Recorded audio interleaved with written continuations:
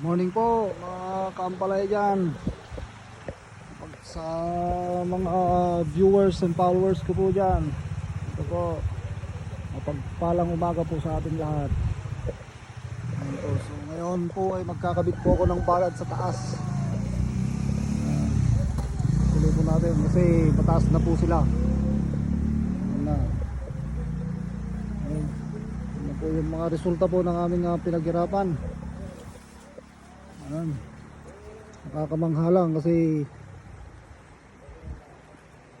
ang dami na lang binubunga sa stage pa lang na ito. 3 na kaagad yung bunga niya. Ayan. Isa, dalawa, 3. Ayan po. Okay, salamat sa Diyos. Salamat sa Diyos. Ayan po. Okay. Magbabalad na po tayo ngayon kasi aakyat na po sila. Ayan. Ito po.